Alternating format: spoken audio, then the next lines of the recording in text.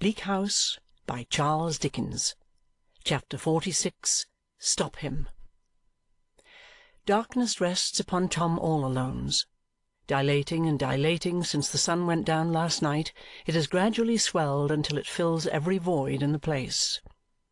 For a time there were some dungeon lights burning, as the lamp of life hums in Tom all-Alone's, heavily, heavily in the nauseous air, and winking, as that lamp too winks in Tom all-Alone's, at many horrible things. But they are blotted out. The moon has eyed Tom with a dull cold stare, as admitting some puny emulation of herself in his desert region, unfit for life and blasted by volcanic fires. But she has passed on and is gone. The blackest nightmare in the infernal stables grazes on Tom all-Alone's, and Tom is fast asleep.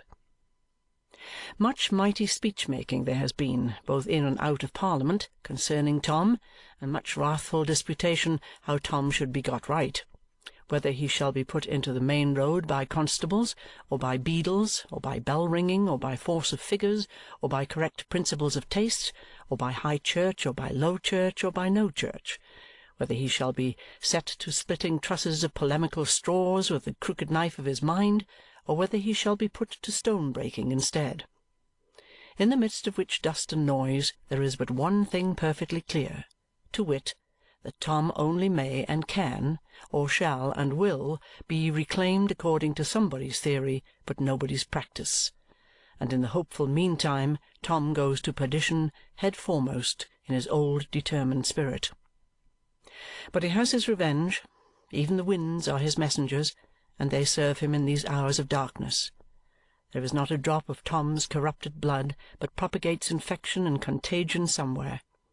It shall pollute, this very night, the choice stream in which chemists on analysis would find the genuine nobility of a Norman house, and his Grace shall not be able to say nay to the infamous alliance. There is not an atom of Tom's slime, not a cubic inch of any pestilential gas in which he lives, not one obscenity or degradation about him, not an ignorance, not a wickedness, not a brutality of his committing, but shall work its retribution through every order of society, up to the proudest of the proud and to the highest of the high. Verily, what with tainting, plundering, and spoiling, Tom has his revenge. It is a moot point whether Tom all-Alone's be uglier by day or by night, but on the argument that the more that is seen of it, the more shocking it must be, and that no part of it left to the imagination is at all likely to be made so bad as the reality, day carries it. The day begins to break now, and in truth it might be better for the national glory even that the sun should sometimes set upon the British dominions than that it should ever rise upon so vile a wonder as Tom. A brown sunburnt gentleman, who appears in some inaptitude for sleep to be wandering abroad rather than counting the hours on a restless pillow, strolls hitherward at this quiet time. Attracted by curiosity, he often pauses and looks about him, up and down the miserable byways. Nor is he merely curious, for in his bright dark eye there is compassionate interest, and as he looks here and there, he seems to understand such wretchedness and to have studied it before. On the banks of the stagnant channel of mud which is the main street of Tom all-Alone's, nothing is to be seen but the crazy houses, shut up and silent. No waking creature, save himself, appears except in one direction, where he sees the solitary figure of a woman sitting on a doorstep. He walks that way. Approaching, he observes that she has journeyed a long distance and is footsore and travel-stained. She sits on the doorstep in the manner of one who is waiting, with her elbow on her knee and her head upon her hand. Beside her is a canvas bag or bundle she has carried. She is dozing probably, for she gives no heed to his steps as he comes towards her. The broken footway is so narrow that when Alan Woodcourt comes to where the woman sits, he has to turn into the road to pass her. Looking down at her face, his eye meets hers, and he stops. "What is the matter?" "Nothing, sir." "Can't you make them hear? Do you want to be let in?" "I'm waiting till they get up at another house, a lodging-house, not here." The woman patiently returns. I'm waiting here because there will be sun here presently to warm me." "I'm afraid you are tired. I'm sorry to see you sitting in the street." "Thank you, sir. It don't matter." A habit in him of speaking to the poor, and of avoiding patronage or condescension or childishness, which is the favourite device many people deem it quite a subtlety to talk to them like little spelling-books, has put him on good terms with the woman easily. "Let me look at your forehead," he says, bending down. "I am a doctor. Don't be afraid. I wouldn't hurt you for the world."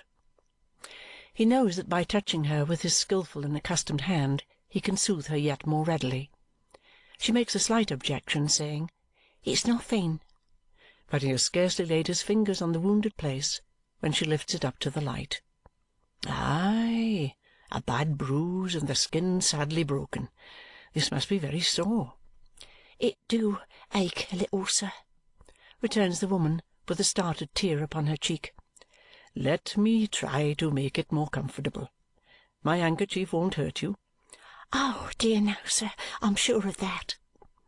He cleanses the injured place and dries it, and having carefully examined it and gently pressed it with the palm of his hand, takes a small case from his pocket, dresses it, and binds it up. While he is thus employed, he says, after laughing at his establishing a surgery in the street, "And so your husband is a brickmaker?" "How do you know that, sir?" asks the woman, astonished. "Why, I suppose so, from the colour of the clay upon your bag and on your dress. And I know brickmakers go about working at piecework in different places. And I am sorry to say I have known them cruel to their wives too." The woman hastily lifts up her eyes, as if she would deny that her injury is referable to such a cause. But feeling the hand upon her forehead, and seeing his busy and composed face, she quietly drops them again. "Where is he now?" asks the surgeon. "He got into trouble last night, sir, but he'll look for me at the lodging-house." "He will get into worse trouble if he often misuses his large and heavy hand as he has misused it here. But you forgive him, brutal as he is, and I say no more of him, except that I wish he deserved it. You have no young child?" The woman shakes her head. "One's I calls mine, sir, but it's Lizzie's." "Your own is dead, I see. Poor little thing." By this time he has finished and is putting up his case. "I suppose you have some settled home. Is it far from here?" he asks, good-humouredly, making light of what he has done as she gets up and curtsies. "It's a good 2 or 23 mile from here, sir, at St. Albans. You know St. Albans, sir? I thought you gave a start like as if you did." "Yes, I know something of it. And now I will ask you a question in return. Have you money for your lodging?" "Oh, yes, sir," she says, "really and truly." And she shows it. He tells her, in acknowledgment of her many subdued thanks, that she is very welcome, gives her a good day, and walks away. Tom all-Alones is still asleep, and nothing is astir. Yes, something is. As he retraces his way to the point from which he descried the woman at a distance sitting on the step, he sees a ragged figure coming very cautiously along, crouching close to the soiled walls, which the wretchedest figure might as well avoid, and furtively thrusting a hand before it. It is the figure of a youth whose face is hollow and whose eyes have an emaciated glare. He is so intent on getting along unseen that even the apparition of a stranger in whole garments does not tempt him to look back. He shades his face with his ragged elbow as he passes on the other side of the way, and goes shrinking and creeping on with his anxious hand before him and his shapeless clothes hanging in shreds. Clothes made for what purpose, or of what material, it would be impossible to say. They look in colour and in substance like a bundle of rank leaves of swampy growth that rotted long ago. Allan Woodcourt pauses to look after him and note all this, with a shadowy belief that he has seen the boy before. He cannot recall how or where, but there is some association in his mind with such a form. He imagines that he must have seen it in some hospital or refuge, still cannot make out why it comes with any special force on his remembrance. He is gradually emerging from Tom all Alone's in the morning light, thinking about it, when he hears running feet behind him, and looking round, sees the boy scouring towards him at great speed, followed by the woman. "Stop him! Stop him!" cries the woman, almost breathless. "Stop him, sir!" He darts across the road into the boy's path, but the boy is quicker than he, makes a curve, ducks, dives under his hands, comes up 6 yards beyond him, and scours away again. Still the woman follows, crying, "Oh, stop him, sir! Pray, stop him!" Allan, not knowing but that he has just robbed her of her money, follows in chase and runs so hard that he runs the boy down 12 times, but each time he repeats the curve, the duck, the dive, and scours away again. To strike at him on any of these occasions would be to fell and disable him, but the pursuer cannot resolve to do that, and so the grimly ridiculous pursuit continues. At last the fugitive, hard pressed, takes to a narrow passage and a court which has no thoroughfare. Here, against a hoarding of decaying timber, he is brought to bay and tumbles down, lying gasping at his pursuer, who stands and gasps at him until the woman comes up. "Oh, you, Joe!" cries the woman. "What? I've found you at last!" "Joe?" repeats Allan, looking at him with attention. "Joe? Stay, to be sure. I recollect this lad some time ago, being brought before the coroner."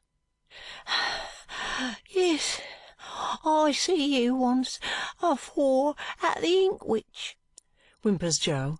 "What of that?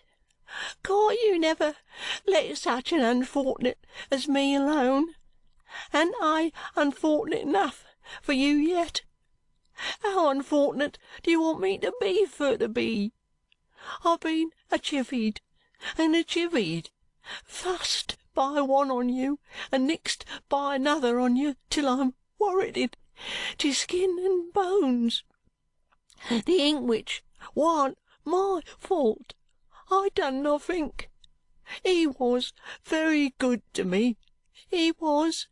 He was the only one I know to speak to as ever come across my crossing, and ain't wery likely I should want him to be inkwhiched. I only wish I was myself. I don't know why I don't go and make a hole in the water. I'm sure I don't." He says it with such a pitiable air, and his grimy tears appear so real, and he lies in the corner up against the hoarding so like a growth of fungus or any unwholesome excrescence produced there in neglect and impurity, that Allan Woodcourt is softened towards him. He says to the woman, "Miserable creature, what has he done?" To which she only replies, shaking her head at the prostrate figure more amazedly than angrily, "Oh, you, Joe, you, Joe! I've found you at last." "What has he done?" says Allan. "Has he robbed you?" "No, sir, no. Robbed me! He did nothing but what was kind-hearted by me, and that's the wonder of it." Allan looks from Joe to the woman, and from the woman to Joe, waiting for one of them to unravel the riddle. "But he was along with me, sir," says the woman. "Oh, you, Joe!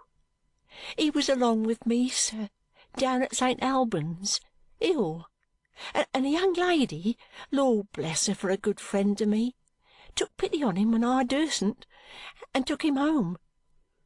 Allan shrinks back from him with a sudden horror. "Yes, sir, yes, took him home and made him comfortable, and like a thankless monster he ran away in the night and never has been seen or heard of since, till I set eyes on him just now.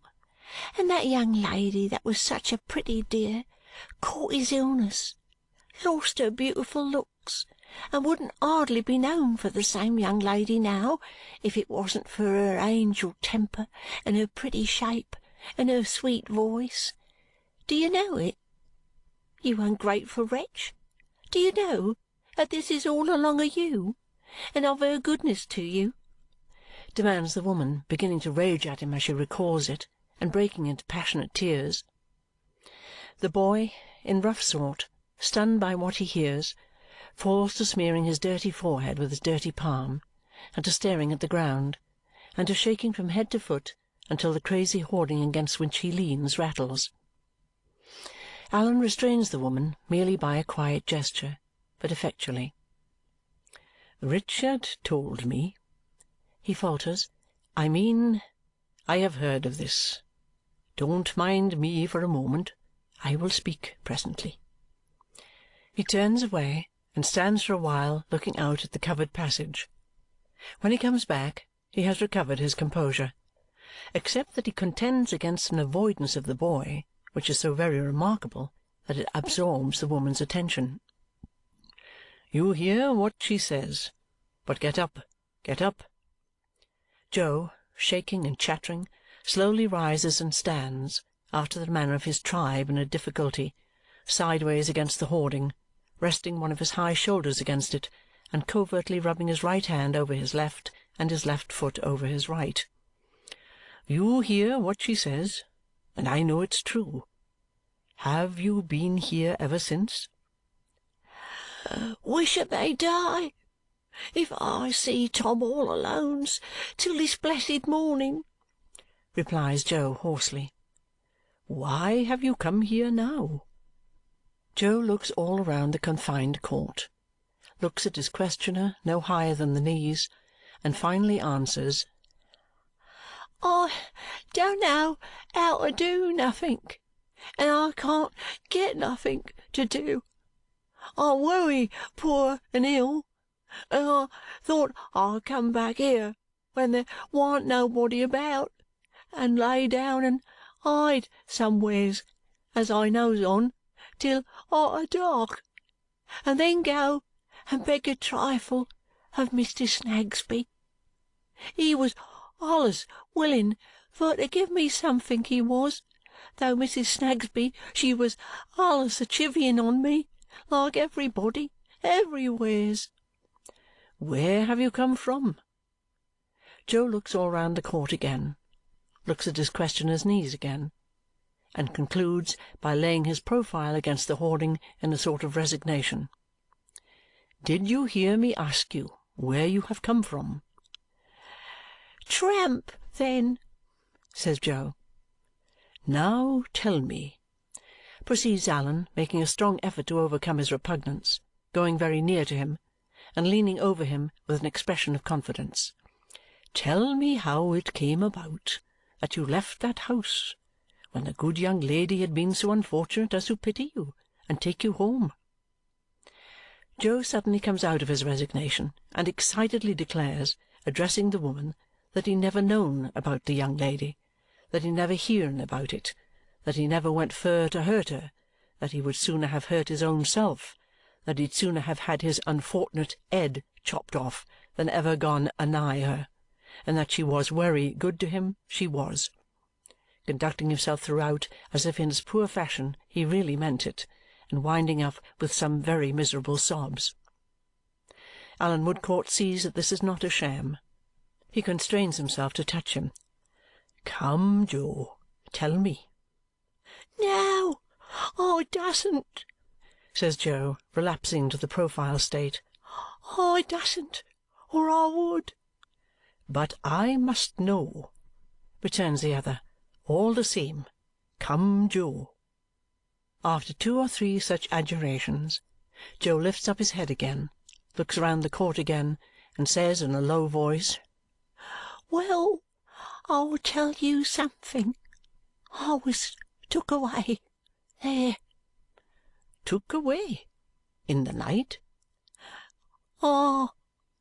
Very apprehensive of being overheard, Joe looks about him and even glances up some 10 feet at the top of the hoarding and through the cracks in it, lest the object of his distrust should be looking over or hidden on the other side. "Who took you away?" "I dasn't name him," says Joe. "I dasn't do it, sir." "But I want, in the young lady's name, to know. You may trust me. No one else shall hear." "Ah, but I don't know," replies Joe, shaking his head fearfully, "as he don't hear." Why, he is not in this place. "Oh, ain't he, though?" says Jo. "He's in all manner of places all at oncet."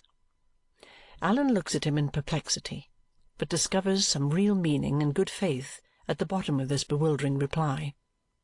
He patiently awaits an explicit answer, and Jo, more baffled by his patience than by anything else, at last desperately whispers a name in his ear.